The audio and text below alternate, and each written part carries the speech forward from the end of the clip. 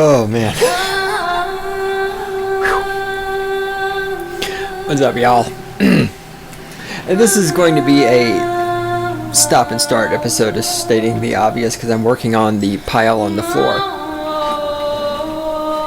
which has actually gone down pretty significantly, because I just sat here and went through and threw away a bunch of shit. A bunch of stuff in the pile was to-do list and assorted things that I just decided I don't want to spend time on. But we're going to kick this one off. This is not from the pile on the floor, but I have to take this book back. Well, I don't have to, actually, but I'm going to take this book back to the library today. Scream, shout, whine, cry, snivel, piss, moan, blah, blah, blah. I suppose I shouldn't talk over the introduction music, right? Shove your opinion up your ass, the way Obama's cock has something to keep it company, yada, yada, yada. Yeah, you know, blah, blah, blah. What is it? The options, you're wrong and I'm right. Yeah, yeah, yeah. Applause, whatever. I am the great one himself. I founded the Cynical Libertarian Society. We're on the internet, cynlibsoc.com. This is Stating the Obvious podcast. It is the weapons platform from which I launched the cruise missile of my intellect. It homes in on and destroys stupid fucking statists. Of course, if you launch a cruise missile anywhere on the planet Earth, whatever goes up must come down. And wherever the cruise missile would come down, most likely it's going to hit a statist, being as statists comprise 99% of the population. So it would actually be more difficult to not hit a statist with a cruise missile than it would be to hit a statist with a cruise missile, because the little fuckers are everywhere. They're like a lice infestation among fourth graders. Anyway, this is a series in the pile on the floor series of Stating the Obvious. If you're just jumping in, you don't know what I'm talking about. Here in the recording studio, there is this giant pile of magazines, books, newspapers, pieces of paper on the floor, which is basically, it's a pile. When I run across something, it's like, ooh, I want to talk about that on the podcast, and then I would throw it into the pile. Well, the pile got to the point where it was in danger of taking over the entire fucking room.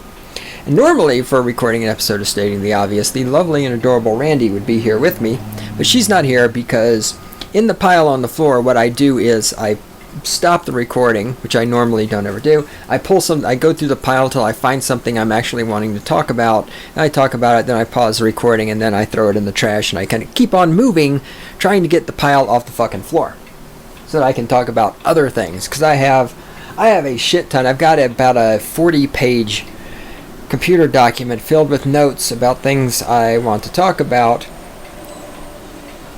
and I want to get to those sometime before I fucking die. So anyhow, we're making some progress, not to mention, of course, all the things I email to myself about, hey, you should talk about this on Stating the Obvious, and I never get around to it. So anyhow, that's what's going on with this episode, just pulling together some loose ends, taking care of some stuff.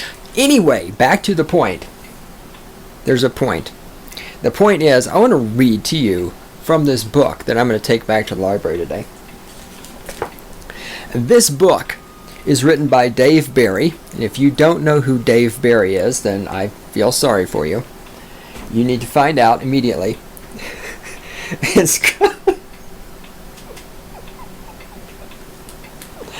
Oh, God.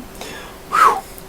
And by the way, if you're here to hear me ranting about statism or about femistatist, well, you're in the wrong space, at least. Well, later on, I'll talk about statism and femistatist.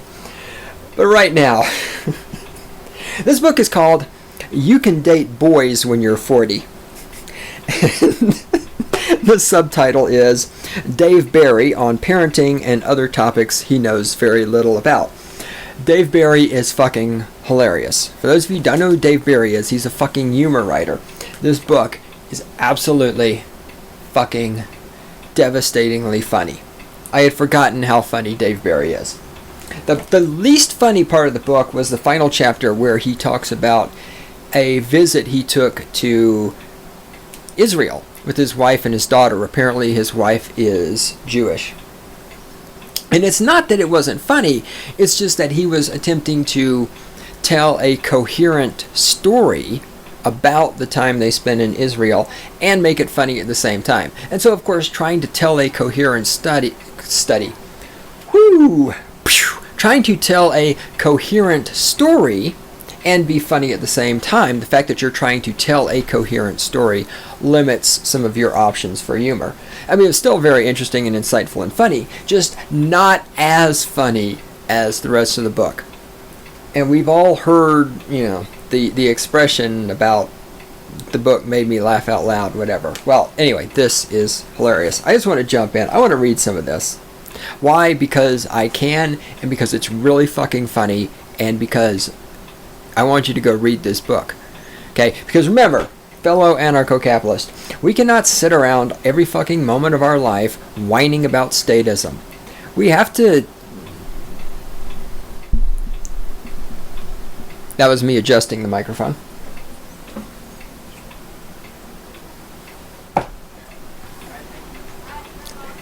We have to enjoy life, because one day we're going to be dead, right? So, pull... Okay, you're going to go down Remington. I love when I can hear people out the window talking. I close the windows, but I can't... It drives me crazy to be in a closed-up environment. And at the place where I live, I never close the windows. It'll be snowing outside, and I have the fucking windows open. That's not a joke. I don't like being in a closed room. Ugh. All right. Instead of babbling, let me just read some of this book to you. You Can Date Boys When You're 40 by Dave Barry. He's talking about Viagra commercials. And I'm just jumping into this in the middle where it gets even funnier than the beginning. Here we go. So he's talking about Viagra commercials coming on TV and how he doesn't want to watch a Viagra commercial. And he writes, and yet they do. There are boners up all over what is theoretically family viewing time. It is Bonerama. This is grotesquely inappropriate. It also creates a deeply troubling picture of the physical state of the modern American male. You watch an evening of TV, and by the 15th erectile dysfunctional ad, you're thinking, can't anybody in this nation get it up?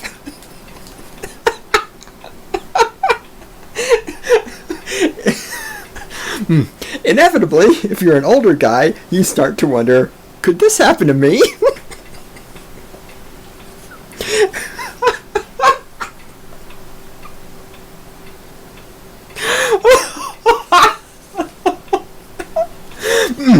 You especially wonder this because the guys in the Viagra commercials are always more masculine than you are. For example, there's one Viagra commercial, which I have seen dozens of times, in which a rugged, aging cowboy is driving a manly pickup truck towards a horse trailer on a rural road, and he gets stuck in the mud out there in the middle of nowhere.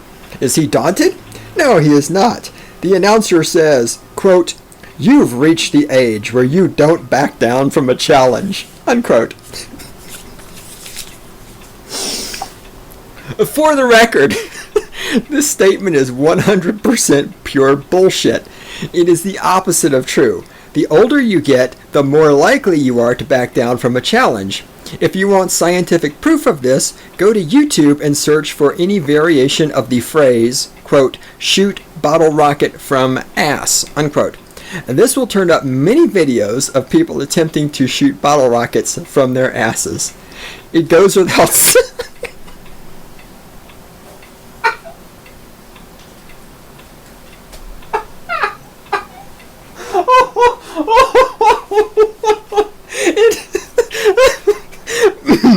It goes without saying that all of these people are males.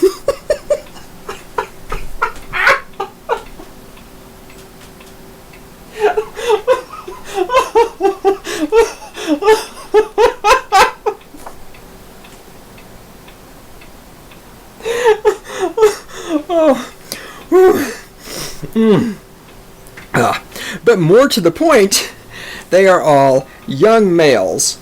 I have no doubt they were all responding to challenges from their friends. Quote, "I dare you to shoot a bottle rocket out of your ass," unquote, their friend said. And, being young males, and therefore less intelligent than a bowl of grits, they responded to the challenge. And then they went to the ER to be treated for, among other things, scrotal burns.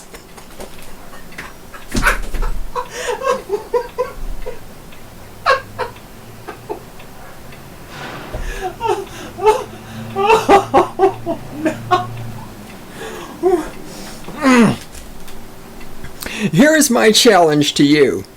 Find an older man, any older man, and challenge him to shoot a bottle rocket out of his ass. I guarantee you he will not hesitate.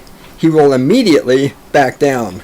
Learning when to back down from challenges is one of the main reasons he got to be an older man as opposed to dead. His current idea of an acceptable challenge is trying to stay up until 10:30 p.m.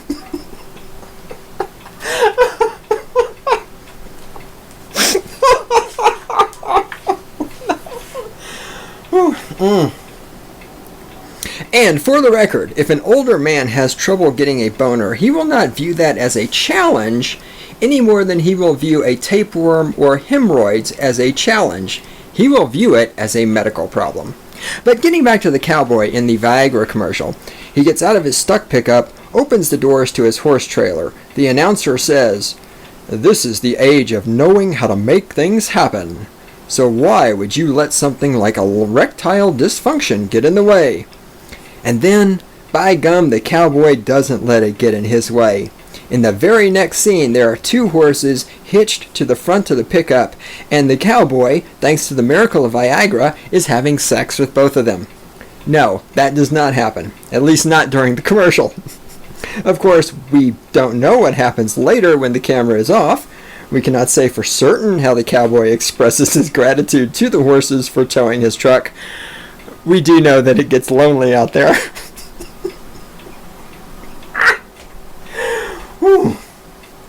But my point is, if you're an older man watching TV, you're going to be bombarded with commercials suggesting there is a nationwide epidemic of noodle dick. You inevitably start to wonder, could this condition affect me? You also wonder about all the other medical conditions. There seem to be thousands featured in TV commercials for prescription drugs whose names sound like characters in The Lord of the Rings. Alright, anyway. Whew. I could read more, but I'm just going to stop there. He also has a great chapter in here where he gives tips on writing. He explains nouns and verbs and adjectives and all those other sorts of useful things, which is not as funny reading it out loud because you have to see the visuals that go with it in order to really get it. But I'm telling you, the book is fucking hilarious. I do want to read this little part. Here he's talking about prepositions. A very important rule. You must never ever end a sentence with a preposition. Why? Because Hitler ended sentences with prepositions. That's why. So if it appears that your sentence is about to end with one, you need to change it. So the wrong way is to say this. Where is that odor coming from? The right way is this. Where is that odor coming from? God damn it. The wrong way is this. Australia is known as the land down under. The right way is this. Australia is known as the land down undereth. The wrong way is, what's up? The right way is, what up, home dog? The wrong way is, come on over.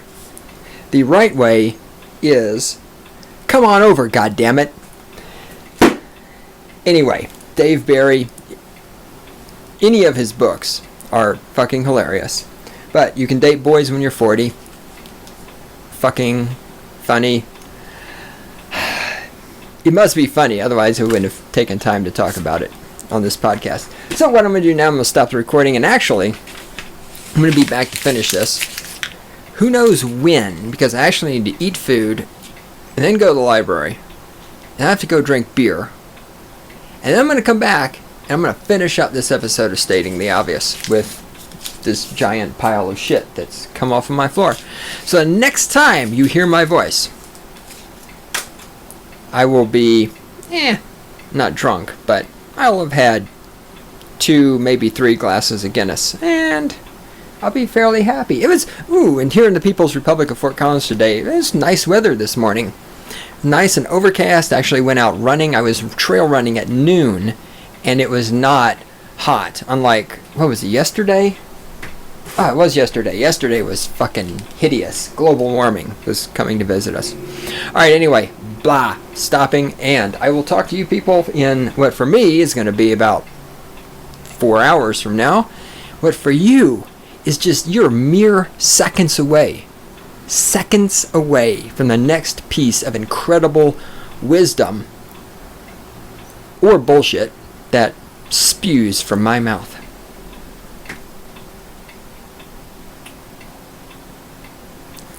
Howdy. I'm back, and I'm not drunk yet because I haven't left yet. As I was throwing the Dave Barry book in the pile to go back to the library, I saw another book in there that I wanted to talk briefly about. Ann Coulter's new book. What is it? Never Trust a Liberal Over 3 or something like that. This is the second time that I have attempted to read an Ann Coulter book. And for those of you who are saying, why would you read an Ann Coulter book? For the same reason I read a Bill O'Reilly book or an Al Franken book or a Michael Moore book. Because unlike those of you who are brainwashed idiots who need somebody like Obama or Rush Limbaugh to tell you what to think, I read books that I expect I'm going to disagree with, especially since, as an anarcho-capitalist, I disagree with most everything that's ever been written on paper. I read books that I expect I might disagree with because, first of all, you don't know if you're going to disagree with what's in a book until you've actually read it. There's no way to know what a book is about in detail until you read the fucking thing. But also because I like to expose myself to the thinking of people who have different worldviews than I am, so as to stimulate my thinking and my logic to learn to counteract their arguments and to strengthen my own arguments, and on the very, very increasingly rare occasions when I find out there's something I don't know which actually alters my worldview, to alter my worldview so that it becomes correct. So that's why I would read a book by Ann Coulter. And the other one I tried to read was, what was it called? It had a great title, How to Talk to a Liberal If You Must, which I think is one of the best book titles ever in the history of books. Ann Coulter is, to me, she's unreadable. She is just unfucking readable. And one time I remember Stefan Molyneux saying that he respects Ann Coulter and he thinks she's a great thinker. And I don't know what Stefan was smoking that day. But I mean, even like I haven't. What time is it? Oh, it's way past time. Shit. One of these days I need to listen to Rush Limbaugh, because I have not listened to Rush Limbaugh's show in a long time. And even Rush Limbaugh, who is essentially a spokesman for the Republican Party, will occasionally call the Republicans on their bullshit. Or like the guy on YouTube I talk about fairly often, E.T. Williams, the Doctor of Common Sense. He's a Republican, but he's the first person, too, to call the Republicans on their bullshit. He was always making fun of Chris Christie, Mr. Buffet, and calling him a homosexual and all this other stuff. So there are some people who are superficially conservative Republicans, but will call the Republicans on their bullshit. Ann Coulter, I mean, this woman is still, this book, she's still got shit in here defending the war in Iraq. Honey, there were no weapons of mass destruction. I mean, this woman is just, I'm just flipping through the book randomly and picking up reading in the middle, because that's how I evaluate a book, to see if I want to sit down and read the whole thing. And the whole thing, it's just this fucking slobber fest as she's on her knees, just like sucking the cock of anybody who remotely passes as a Republican. And the Christianity shit, just this outright attitude of, yes, any Muslim who doesn't want to convert to Christianity, we should kill them. I mean, fucking hell, woman. You are an example of everything that, and Ann Coulter is proof that you can be a feminist, and this is another topic that I'm working on developing. Because in the past I've always said you have to be a left-wing statist in order to be a feminist, and I'm revising that as more evidence comes in. I mean, Ann Coulter is a fucking right-wing feminist. She displays all the inability to think that feminists have, but instead of skewing all of her stupidity towards socialism and collectivism, she slings all of her stupidity towards, well, there's this invisible man in the sky, and you need to worship him and pray to him, and if you don't believe in him, there's something wrong with you, and you need to convert, or we should come over there and kill you. It's just the rabid, and I can read stuff by people I disagree with. I have. Again, it's virtually every book about politics or political related is about shit I disagree with. So I talked a long time ago, I read not a long time ago, like not back in the days we had to walk uphill to get books and stuff, but I talked about the Bill O'Reilly book I read about Obama, which I picked it up expecting it to be O'Reilly ripping Obama a new asshole, and the book was a good 50% O'Reilly praising Obama, which shocked the shit out of me. But the point is, I read the entire book cover to cover because while I disagreed with most of the shit he was saying, he was presenting coherent thoughts that you could respond to. And Coulter's books, and they're basically just collections of her op-ed columns, so she's recycling old material. It's just, and remember, this is coming from me. I come on this podcast and I just rant and scream out fuck you and bitch and cunts and tell people to shoot themselves in the face. And I mean the woman, there's no fucking coherent, logical thought process in this woman's writing that you can respond to. It's like she's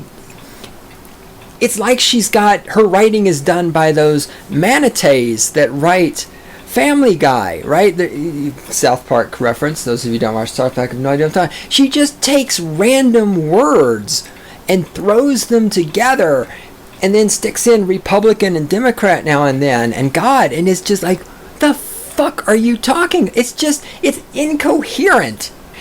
You know what? Hold on.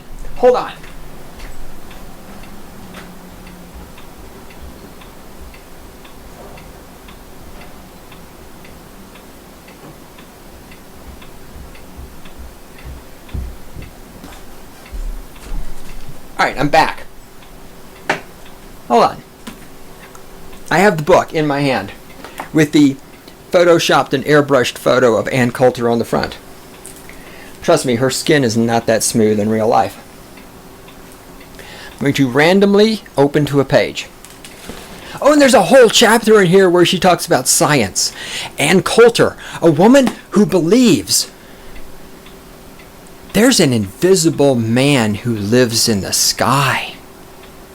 And the invisible man created humans. There's a whole chapter where Ann Coulter tries to tell us about science. Okay, here we go. Random page. Muslims.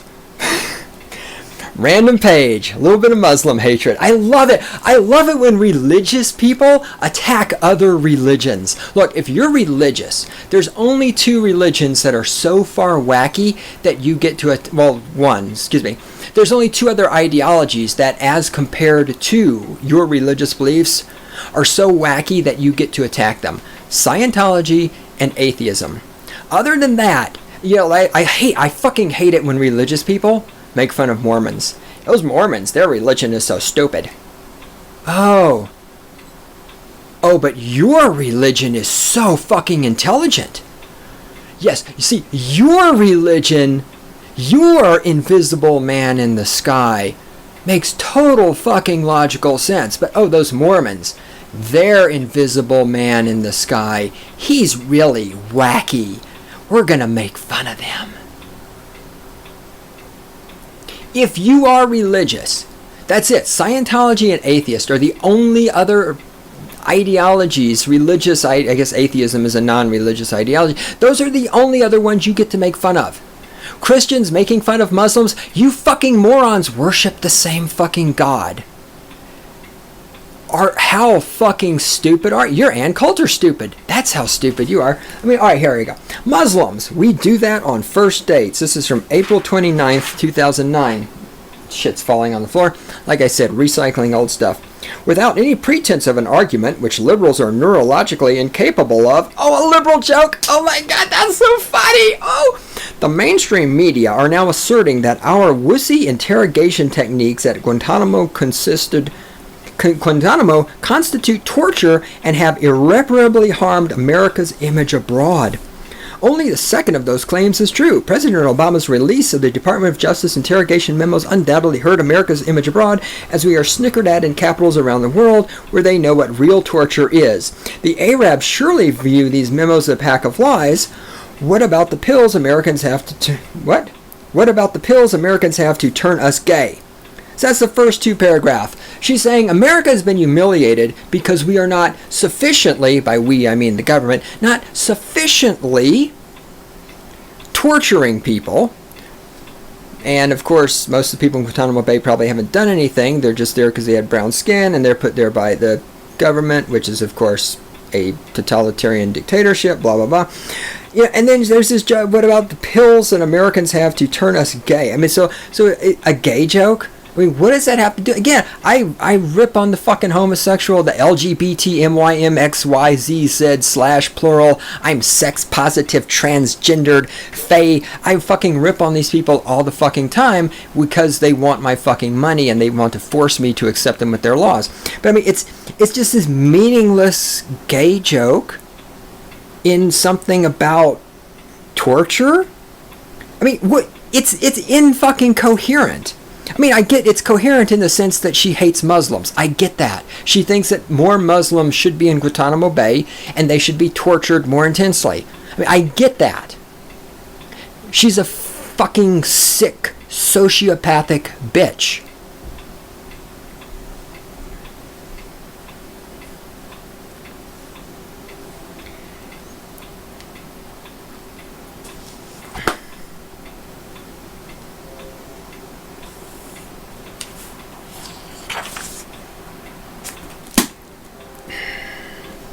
I just had to read. I'm not going to do any more because I'm hungry.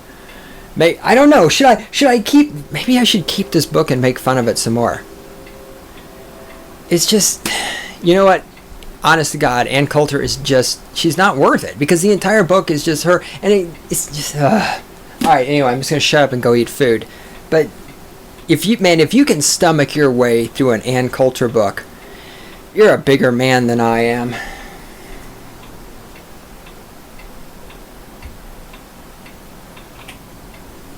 Okay, I'm back one more time and still not drunk.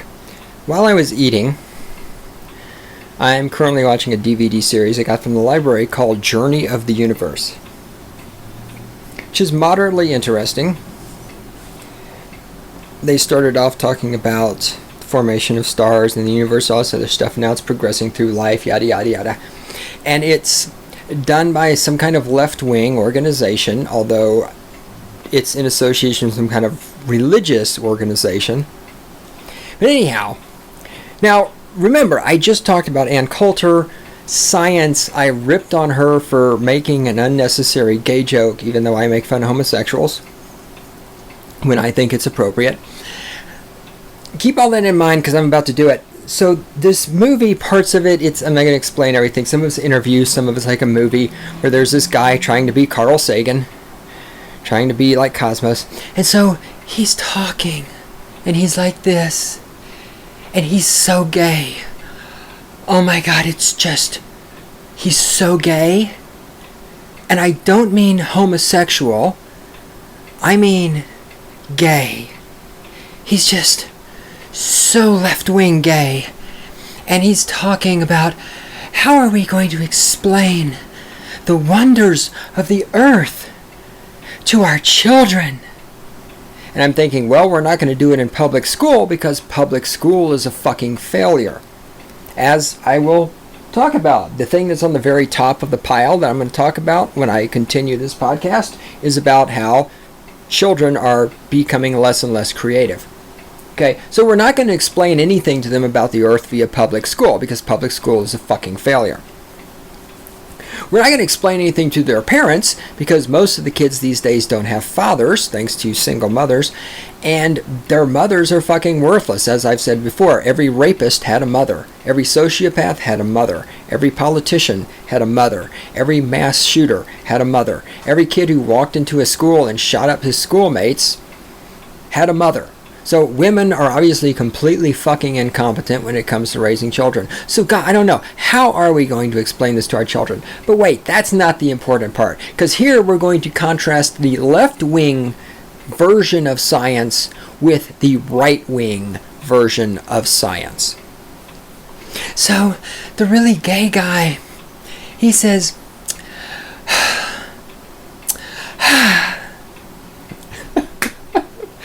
oh God, somebody's gonna fucking whine about how cisgendered I am. I don't care. The gay guy says something along the lines of, how do you segue into this? Oh, I know. So all this time we thought the conditions here on Earth being conducive to life were just accidental.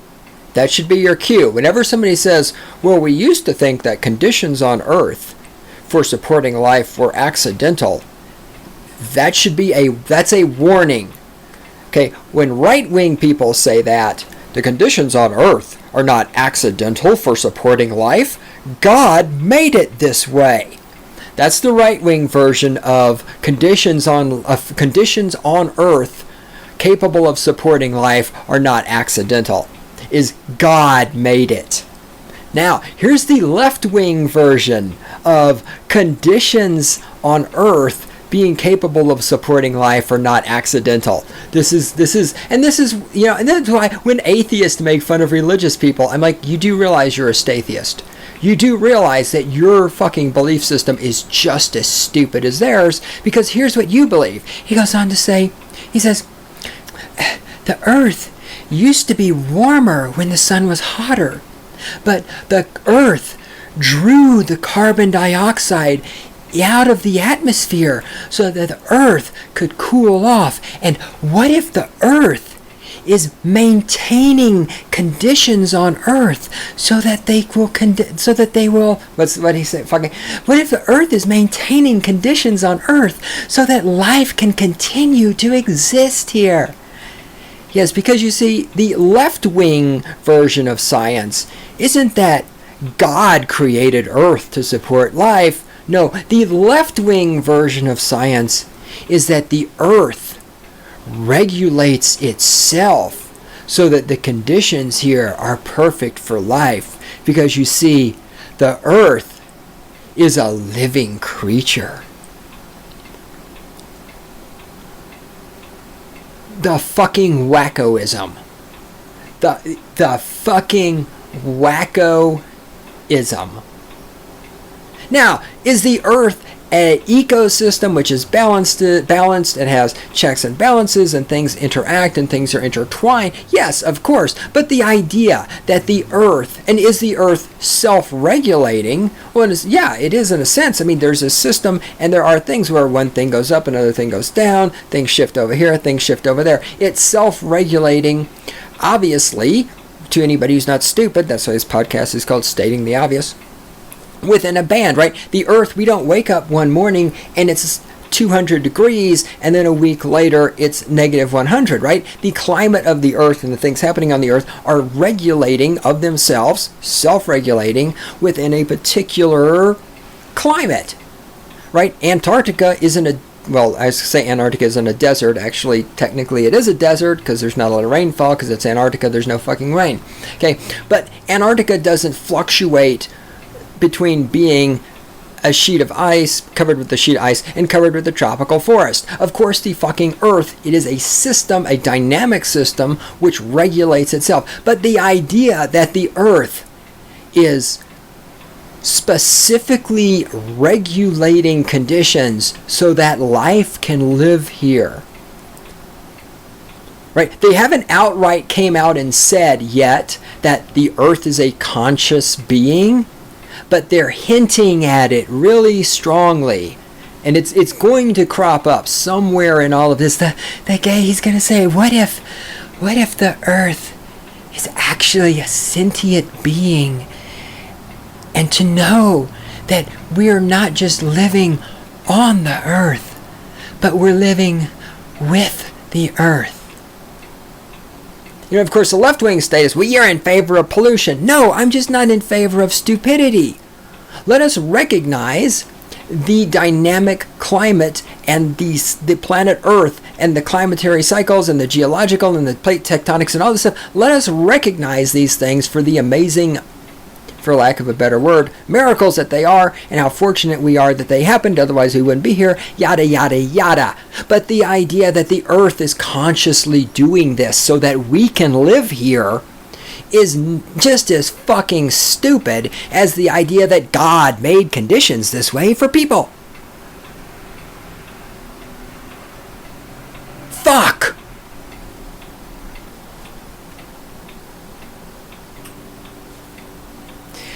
Howdy, I'm back.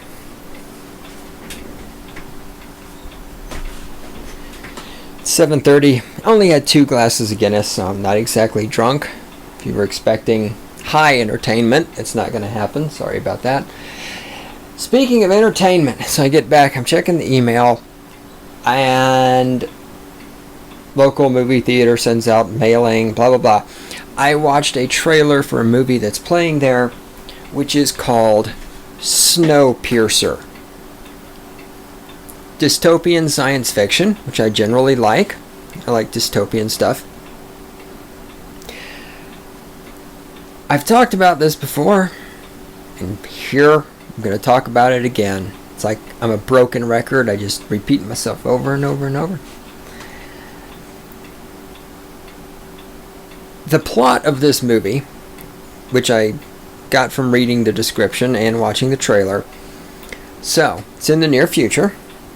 And of course, global warming.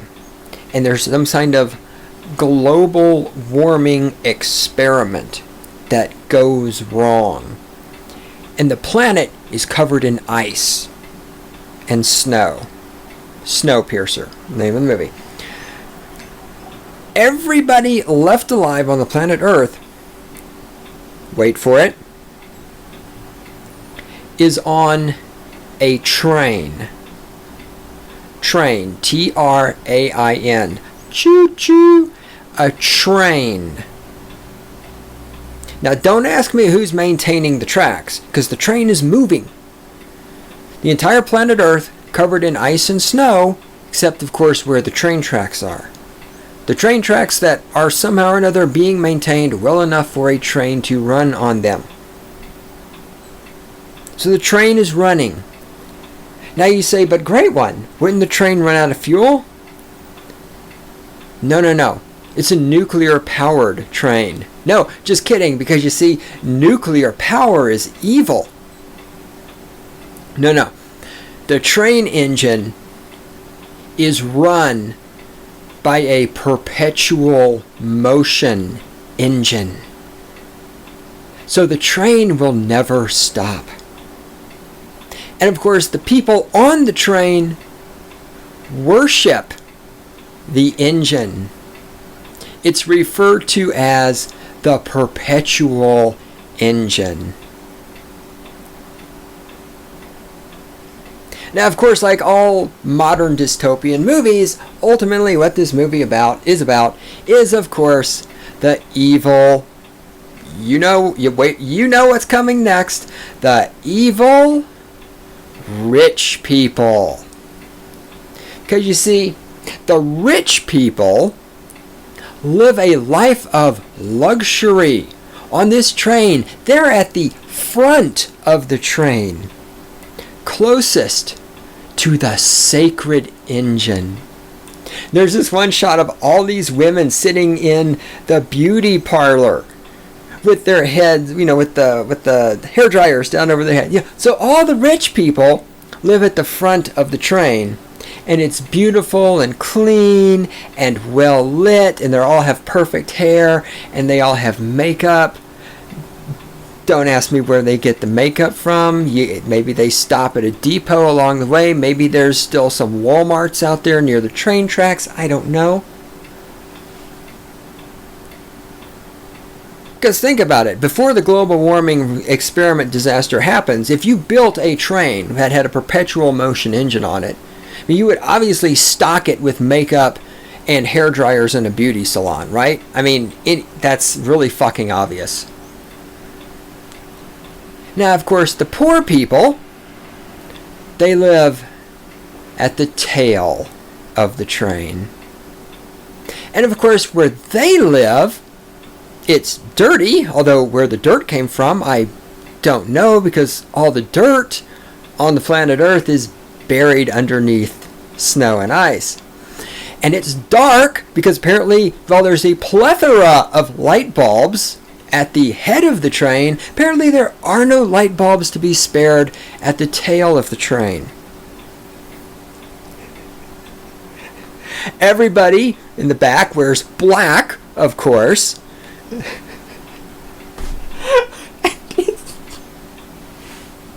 And of course, and I don't know where everybody's getting food from either. Of course, the poor people at the tail of the train are going to revolt against the rich people at the head of the train, and by golly, they're going to go up to the head of the train and they're going to take control of the sacred engine.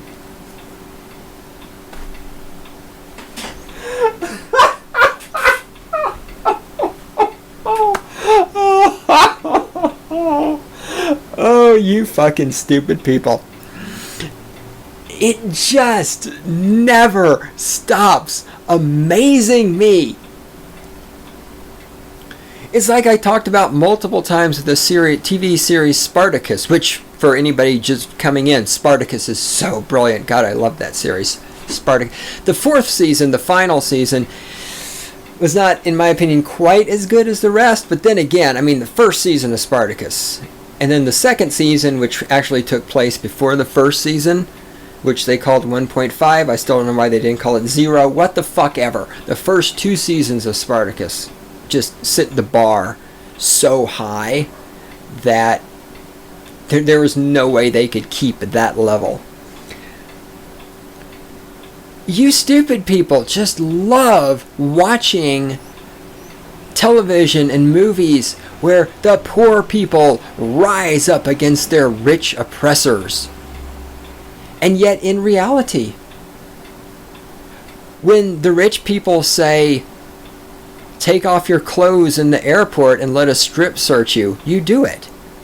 When the rich people say, oh, you need to get a license to get married, you do it. When the rich people say, well, yeah, you can have marijuana in Colorado now, but only this much, and you got to buy it here, and you got to pay taxes, and you got to use cash, you just do it. When the rich people say, well, we're going to kill some people in foreign countries with flying robots, you just roll over and play dead. When the rich people, and by rich people, if you think, the rich people means government. If you think the people who run if you think like Obama and Nancy Pelosi, if you think they're poor, you're fucking stupider than shit. Okay? They are rich, and the people who control them, the people who run the corporations, are rich. The rich people tell you where you can live, where you can drive, what kind of technology you can own. They listen to your conversations. They monitor your email. They watch you with cameras. And you just fucking... You have not the balls to do anything about it other than just justify it. I mean, try it sometime. Ask some fucker in the GLBTXMYPTYZMNQ community why homosexuals should have to get permission from the government to get a license to get married. Ask them explain to you, if homosexuals own their own bodies and if they're free, why can't they get married without permission from the government? And listen to them fucking fall over themselves to justify why people need permission from the rich people in the government to get married. And yet they'll go watch movies like this and be like, yeah, they really showed those nasty rich people. And then they come out and they go buy another fucking iPad, whatever. iPods even made anymore? I think I haven't heard of new iPods coming out because, of course, everybody has a cell phone now and they play their fucking music where I can hear it without using headphones and makes me want to fucking kill them. So, but they come out of the movie where the poor people overthrow the evil rich people and they go buy another fucking Apple device which is made by slave labor in China. And you're just fucking clueless. You're just fucking clueless. You're stupider than shit. You are stupider than a fucking box of rocks. And that's why these movies are so popular right now. Because the poor, stupid people want to live in this fantasy of overthrowing the rich overlord masters. But of course, you don't want to get off your ass and actually fucking do it. Because you like being a slave. You like knowing that, or thinking rather, that the government is going to protect you and provide for you from cradle to grave. You can't provide for yourself. You don't want to provide for yourself. You want to be a slave. But at the same time, you want to be a slave that creates this facade of celebrating freedom.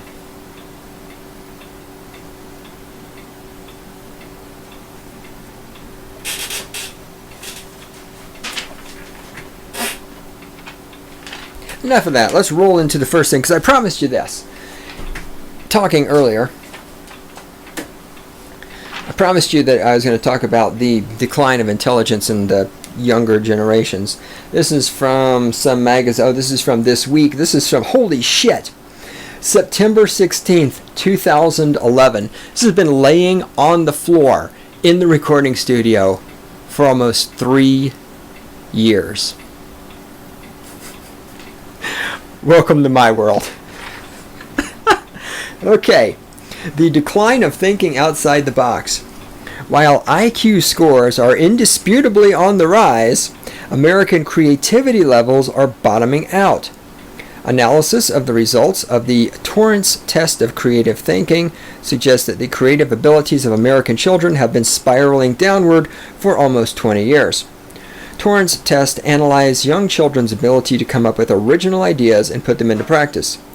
Kwing Hee Kim, I probably mutilated his name, Kyung is his first name, Hee is the middle, and then Kim, Kim. Even I can pronounce Kim. And, an assistant professor at the College of William and Mary School of Education found that scores on the Torrance test taken by children up to 6th grade between 1968 and 2008 showed a steady decline after 1990. Yes, because the 80s were so terrible because everybody was greedy and Ronald Reagan was president. That's a serious issue at a time when creative thinking is among the most desperately needed skills in the American workplace. Right up there with the ability to ask people, would you like fries with that? A recent study found that 85% of employers concerned with hiring creative people say they can't find the right applicants. Kim blamed America's standards-obsessed schools for creating an environment in which creative thinking was not nurtured. Quote, creative students cannot breathe. They are suffocated in school. Then they became underachievers, she said. And Duh. I mean, how many times have I ranted about public school, treating kids like herd animals, shuffling them from one place to another? I've said it before, I'll say it again now, I'll say it again lots of times in the future. Public school, remember, was created to teach people how to work in factories. Public school is not there to make people smarter. It's sure as hell not there to make them creative. In fact, creativity, of course creativity is stifled. Hey, the 1990s. What also started happening in 1990s? The very, very, very tip of the iceberg is when we started medicating kids for having personalities. Now, in the year 2014, if you're a kid in school and you have any level of creativity, it's just going to terrify the people around you. The teachers are going to be absolutely flabbergasted and terrified that you have creativity, that you have a personality. They're not going to know how to deal with that. So they're going to tell your parents, you have ADHD and we've got to get your son on medication right away because he's causing a disturbance in the classroom. He can't focus on my really fucking boring teaching skills where I'm teaching him some shit that I can't articulate the value of it and I don't even know what the fuck I'm talking about half the time, but he's not sitting there like a mindless little zombie the way the other kids in the classroom are. Of course, creativity is going down in children. Of course it is. Look at the way the children are fucking treated.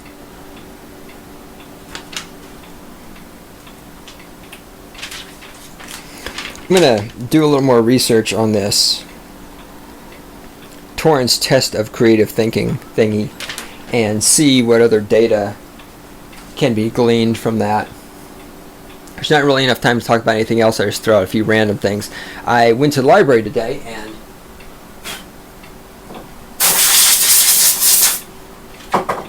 picked up some stuff. Among the things I picked up, I got Slan by A.E. Van Vogt. I don't even know how to pronounce his name. V-O-G-T. Anyway, it's supposed to be a super duper amazing classic sci-fi story. So it'll be interesting to read that. I was also disappointed at the library that there's a girl there who I thought was kind of cute, and goddamn if she didn't cut her fucking hair off all super short. What the hell is wrong with you girls cutting your fucking hair off? I know it's hot outside. Shut up and suck it up.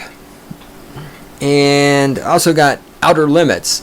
I got season 1 of the remake of Outer Limits, but I also got the first disc of season 1 of the original Outer Limits. And I thought I was getting, this is why I got multiple things from the library, I thought I was getting the original Outer Limits season 1 complete, and it was the remake. So I'm gonna, I'll try watching it, see how it is. Anyway, there it is. This is me, left to my own devices. There'll be some more coming. And the pile is getting smaller. This is gonna end. Once this is over with, we're gonna cruise into me making fun of the medicated generation. I've got a whole stack of op-ed pieces from CSU students that just illustrate why these kids that are not as creative as before and just dumber than shit. I got a whole stack here of op-ed columns written by these fucking idiot children that just illustrates how incredibly beyond, I mean, it has no credibility at all. I gotta stop using the word incredibly incorrectly. I have a bunch of stuff here that illustrates how fucking stupid these kids are.